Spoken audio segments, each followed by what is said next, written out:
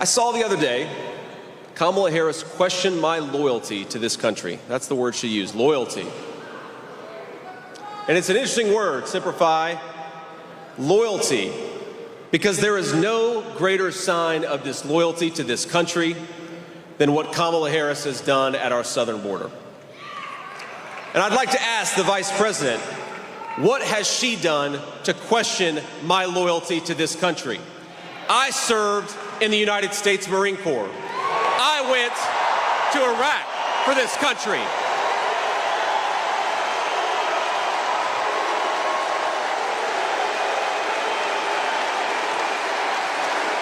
I built a business for this country. And my running mate took a bullet for this country. So my question to Kamala Harris is, what the hell have you done to question our loyalty to the United States of America?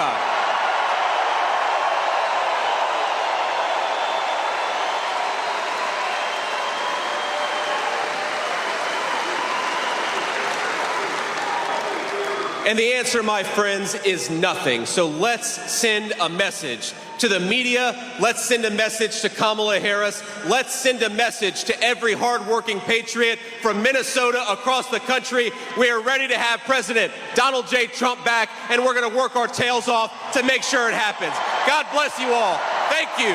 And thank you for having me, Minnesota, a great state.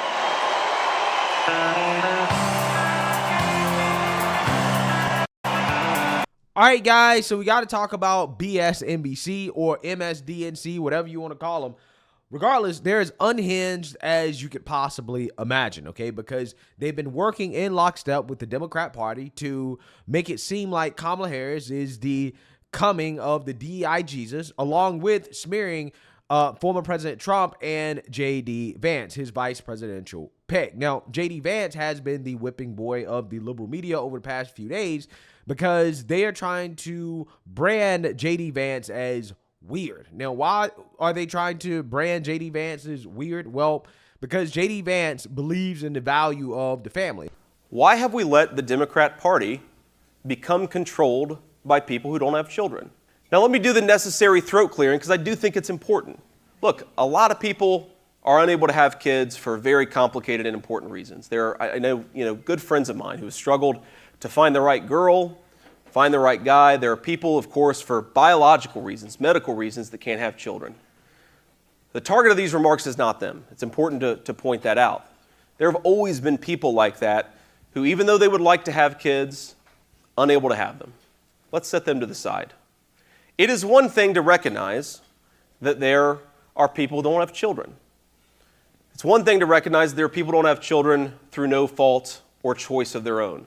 I want to take aim at the left, specifically the childless left, because I think the rejection of the American family is perhaps the most pernicious and most evil thing that the left has done in this country. What I was basically saying is that we're effectively run in this country via the Democrats, via our corporate oligarchs, by a bunch of childless cat ladies who are miserable at their own lives and the choices that they've made, and so they want to make the rest of the country miserable too. And it's just a basic fact. You look at Kamala Harris, Pete Buttigieg, AOC, the entire future of the Democrats is controlled by people without children.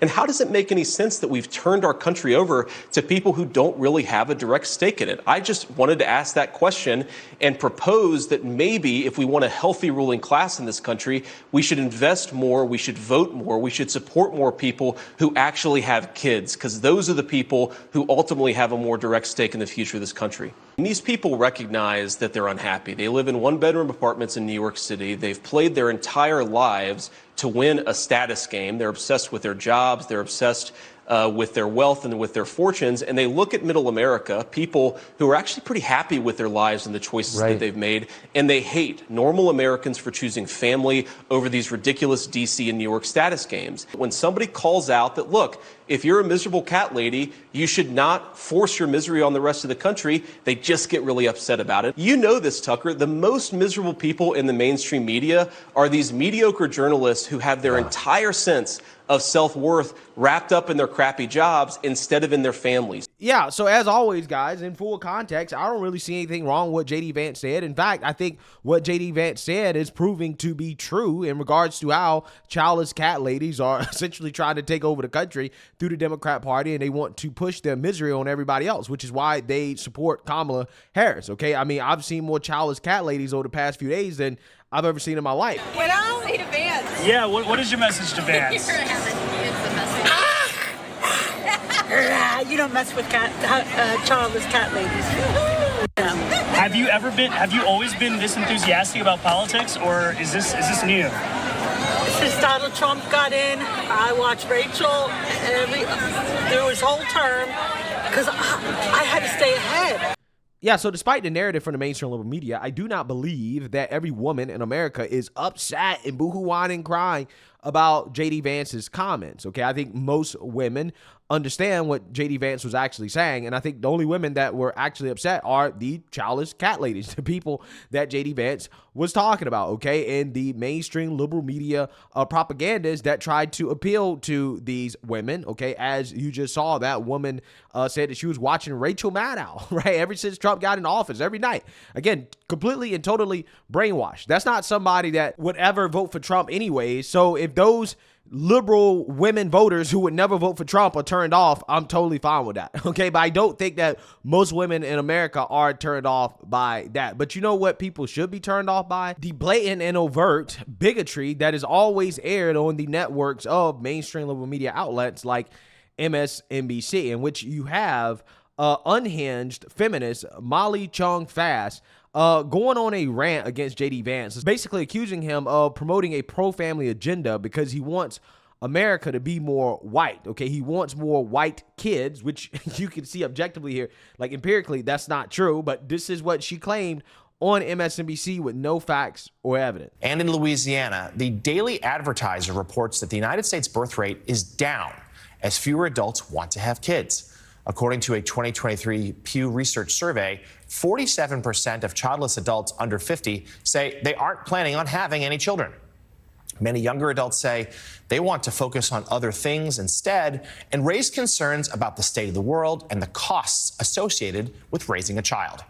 Some older adults say they don't have kids due to medical reasons or because they haven't found the right partner. And Molly, the stats are there. More and more Americans choosing not to have kids, which again emphasizes why JD Vance's comments about childless Americans, childless cat ladies, could be so politically damaging. Well, so what's interesting is this natalism that comes from an authoritarian playbook, right? That there need to be more white children, right? That's the idea that there's, this is about great replacement theory, racism, right? This is what this, don't misunderstand it for him wanting more children. He wants a certain kind of, racist thing. So I would say, yeah, it's certainly true. And attacking people for not having children is really cruel, right? Because some people can't have children. Some people, want to have children and, can't, miss the window. So I do think it's really just a very terrible way to go after people. Yeah, it's so interesting. We live in this news cycle of politicians, people say stupid things, and then the parade moves on. This JD Vance parade is not going to move on. There was just something that hit a nerve with people.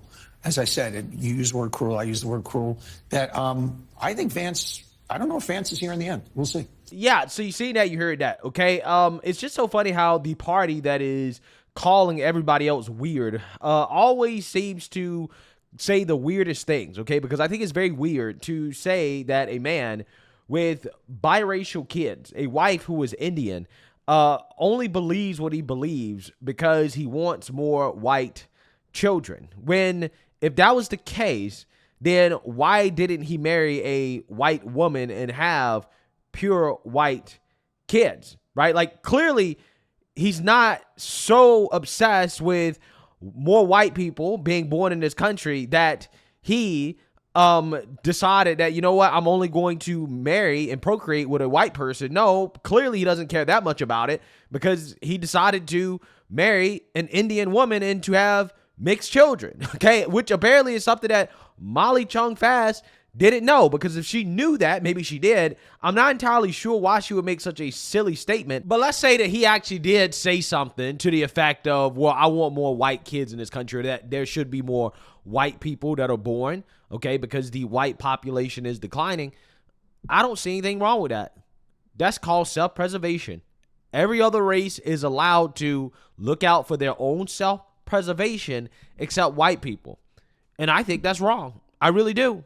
When white people talk about how the population is declining and how, hey, we need to do things to preserve our population, there's nothing wrong with that. There's absolutely zero wrong with that. So even if he said that, which he didn't, okay, I don't see anything that would be wrong with that at all. And quite honestly, the worst part of that segment was not what she said, okay? She's an unhinged feminist. It's expected for her to say such stupid and silly things, okay? What really blows my mind is the fact that there was no pushback from the host, right? You would think that the host would say, hey, come on now. To say that his ideology is racist or that he wants more white children, you're going to have to provide some evidence to back up that statement, okay? This is national news. You can't just sit up here and just say all types of unhinged stuff that you can't back up, except you can on MSNBC because they're not actually news, okay? So they're once again proving that they're not serious people and that they're in fact the weirdos, because that was an extremely weird comment coming from a weird person, okay?